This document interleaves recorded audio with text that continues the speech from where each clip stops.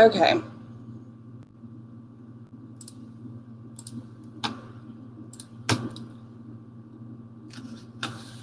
Okay, so essentially what I want to touch on with this is the aspects of guiding college students through transitions using various different tools that you can implement that don't really cost any money but kind of span across the constructs of the university in a very inclusive manner. And so what that essentially does is provide for allowing students to tap into the intrinsic motivational factors that they find along their pathway in college, and the importance of what it means to build personal relationships around programs. And so, and the people that you interact with in those programs, especially in your first year, because the first year is more often than not a very vital component of student retention and persistence, and their ability to navigate the university system and to be very comfortable in the environment that you put them in. And so what I also wanted to do was to bring you all some ideas and some insights that we gathered from the data from running the pathway. And so the term roots along the path more or less references the process during college transitions where really high levels of uncertainty can be guided into productive pathways of connection and opportunity. And so really what it focuses on is giving students a guided pathway that allows them to take negative emotions and negative thoughts and negative experiences that they're anticipating and turn them into something that's positive. And it turned out to be quite a powerful tool. And so what we have learned along the way, hey, Heather's got it going. So what we have learned along the way is, one more, if you don't mind, one more. Okay, so this is what the pathway actually looked like. And it was developed from various different first year experience, research-based documents that I have read and studied. And when I started putting them all together, I was like, why isn't this a thing? Why is there not something that connects one part to the next part, to the next part, to the next part, to the next part? And I was like, well, you know what? I'm just going to do it. And like, let's just find out what happens, right? And so there were 4 areas that really started to surface that students were either asking for or didn't feel like they had sufficient amount of knowledge in. And those were academic, social, personal, and professional development. All of that, most of this comes from the work of Vincent Tito, along with the RNL National Freshman Motivation to Complete College Report, along with various other first year experience research through places like NASPA and NODA and NACE and all of those kinds of things. And so what I really found in some of this is that students were looking to build deep connections in these areas, but for the most part, because there's so much information thrown at them in the very beginning of their first year experience, that they were really just struggling to like retain all of that information, and not just retain it, but be able to come back to it later and to use it. And so this pathway gave them a tool to be able to, quote unquote, put down roots during their first year that was going to really connect them with all of the things within the institution that was going to make them successful. Do you want to switch the slide for me, Heather? Okay, and so this is what happened in that pathway. As we, so the pathway ran from August until May, so it ran for fall semester and for spring semester. And so during that year, when we got to the end of their full first year in May, their fall semester and spring semester, the students that completed the pathway had a combined 3.44 GPA. Those students who began the pathway but did not actually complete it still had an overall combined GPA of 3.2. Students who had no interaction with this pathway whatsoever, their combined GPA was 2.69. And so when you look at that in terms of retention rates, is the students who completed the pathway, checked off all the boxes and saw it through, already have fall classes registered. Students who started the pathway but did not complete it, 83.3 of those students currently have fall classes registered. Students that had no pathway interaction whatsoever had 63.5% of those students have registered classes. Now, mind you that this data is fluid. Those class schedules are not finalized until the first week after classes start. But nonetheless, it's pretty impressive that we had an 83% retention rate. You should also note under these, under the notes here, that COVID was the number one reported reason that students dropped out of this pathway. Not because they didn't want to or because they didn't feel like they could complete it, but because they felt like, given the circumstances and the online options and how much harder it was to access certain resources or certain professors or technology issues or, whatever the case may be, due to our online status for a lot of things, that that was the reason that the attrition rates for this were so high. I would have loved to have run this under normal circumstances, but that didn't happen. But I mean, nonetheless, it was really, really effective for these students. So there's also a lot of qualitative data that is associated with this. A lot of these students who actually finished the pathway and those who even had something to do with it but did not complete it, they went on to do things like attend their first professional conference in their field of study. We had one that was in a first generation student video. It's an official video from Marshall. We had one student who ended up on academic probation in the fall, and by springtime he was making Dean's List. And so some of them are now peer mentors, some of them are working on campus, some of them are touring with Marching Thunder. And so it really connected them to a lot of different opportunities across campus that were pretty impressive. So do you want to switch the slide for me, Heather? Okay, so when we talk about merging the first year experience with the institutional constructs that you already have, in these four categories, the pathway was built to utilize these student resources and events that were highlighted kind of throughout the first year experience. So things like curriculum from your uni or orientation 100 classes, or maybe it's from Week of Welcome. Gear Up happened to, support us really well in running this program. So we had the funding to be able to do some really cool events and some guest speakers and workshops. But that's not the only thing that made, the bulk of this program. It also had a lot to do with the amount of time that we invested in it and invested in the development of these students within these four areas. And so what I designed this to do was to merge the institutional constructs into one guided co-curricular pathway that these students can come back and say, okay, I know this is where I struggle. I know this is what I need to do.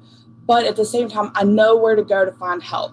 And so the workshops and everything that we did, but what I found when I sat down with these students and I talked to them about, hey, if you had this list of things that you could check off, that, we were going to make sure that you were okay in your first year, or to help guide you through things that maybe you don't even know that you want to do yet. Is that something you would be interested in? And they were like, yeah. And so when you start having conversations, especially one-on-one conversations with these students, what you figure out is that they are overwhelmed with the amount of information that's kind of just thrown at them in the beginning. It's a new place. Everything is new. And so what I quickly realized is that college transition is more of a culture transition than anything. And so putting something in front of them that's familiar allows them to kind of navigate things that they should be doing in their first year, but also get rewarded for what they're doing at the end of the first year. Like, okay, so you did it, you learned a lot, and you worked hard to get there. And so in developing something like this within your own institution, it's not hard if you go looking to find things that you can put in each one of these categories. Even at the high school level or CTC level, if you wanted to develop a program like this, maybe your social development looks something like create a student organization. Maybe you do some sort of volunteer effort with your friends, or, for personal development, maybe it's, reaching out to a school counselor to make sure that you follow your FAFSA. Maybe it's, under professional development, maybe it's, calling someone at an institution that you think you're interested in and asking them, say, hey, I think I'm interested in this, but I'm not really sure. Like, start having those conversations. Push those students to start having those conversations. Okay, you can switch it one more time for me, Heather.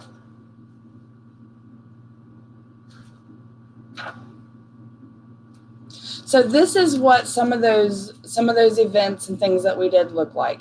So we've got Marco with his mask on.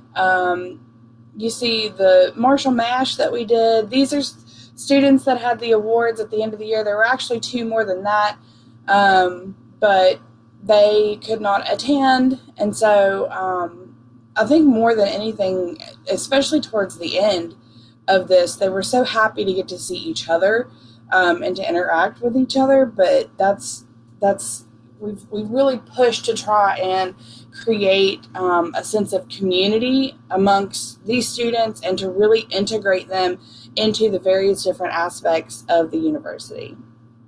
So, okay, one more, Heather. Okay, so building motivation and intrinsic value. When you look to build motivation within students and the intrinsic value for students, think Isaac Newton, right? So an object in motion tends to stay in motion, so I created motion, right? Especially in a year that was so stagnant, I think that this was super important. And despite the fact that students would rather sleep through their 8 a.m. classes, they actually do prefer to stay in motion. And so the motivation and what I refer to as like the AKA retention, right? Because if students are highly motivated, they feel like they belong, they're doing well in their classes, they feel like they have the ability and the confidence to navigate the university, they feel like they're on a pathway to a professional career that they really love, they like what they're studying, and all of these kind of forces in the universe combine, what happens is retention, right? Because they have connected, they've grown roots, they have figured it out, they've got the confidence to keep going, and they know who to go and ask questions to, and they know why it's important, and they know what they want to do and how they want to get involved. But that has to happen in a way that you put all of those opportunities in front of them. And that they understand that they have these opportunities inside and outside of the classroom, and that they can build really vital skills in both settings. And so also in that, it's really important to allow your students to have a voice. And it's a very powerful tool to have if you really learn to listen to that. The first year experience for these students is very fluid, right? So they're experiencing a lot. And it's just, when the students came in and they went to talk to me, they knew that there was no conversation we were going to have that was off limits. If you were mad, you come tell me you're mad. So you really have to start listening to these students. Well, why are you mad? Well, I got a bad grade on my test. Well, why did you get a bad grade on your test? And so you really have to start digging into these conversations, and instead of looking at that student and saying, well, did you study? So there's usually more to it than that, right? So that leads into the last point on this slide, that you really have to learn how to speak their language. And this surfaced repeatedly. And it doesn't refer to the actual language, right, or necessarily just the lingo. It refers to really listening to what their interests are and their directions, and putting all of the opportunities in front of them and allowing them to choose their own path with that. Okay, we can switch it, Heather. Okay, so things that kind of emerged, insights from the data that I have from this program. So under the area of academic ability, we found that students had more confidence in their ability to succeed academically, and had increased familiarity with university resource, but it was also the area that students believed that they were the least capable of achieving and the most reported for causing stress.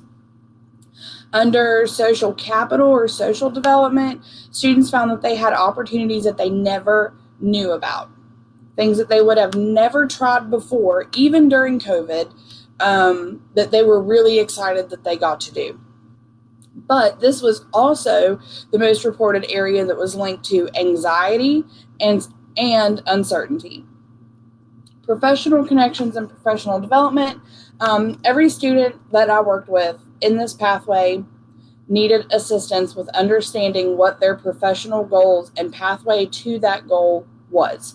There were a lot of students that came in who wanted to go into professional programs but did not know that there were undergraduate requirements that went along with that. They did not know they had to keep a 3.0. They didn't know they had to take 8 hours in biology, 8 hours in chemistry, 8 hours in physics, 8 hours in all of these statistics, all these kinds of things. So that was a conversation I found myself having a lot. And this area was the one that was reported the most that caused confusion, but also made them start thinking deeply about if this is what they really wanted to do for 8 hours a day for the rest of their life. And sometimes even longer. Education is definitely a labor of love. We tend to put a whole lot more than 8 hours a day into this. So, but it was also the least developed area of actionable steps within students. And so most students could not define what success meant or their own goals. And so the last, personal development, every student, all of them, needed assistance in being able to navigate university functions throughout the entire year. This wasn't just in the beginning. I had students coming to me even in May to understand how to navigate basic life tasks and or family dynamics or expectations throughout the entire year. But also it was the area that had the most questions asked and answered as the year progressed, and that the language, for the navigational offices was really quite incredible. So, all right, do we have questions? You want to switch this for me, Heather? For those of you who... We are just out of time. We're at the hour right now, Jen. I apologize that we ran so short. We had the technical difficulties, but the information you've provided is fantastic. I do want to follow up with this and give you about 15 seconds to answer this. I'm a big believer that transition is probably one of the main keys to retention and completion. Transition, especially between that freshman and sophomore year of college, is the make it or break it time. That's right about the time if they're not feeling it, they're dropping out, right?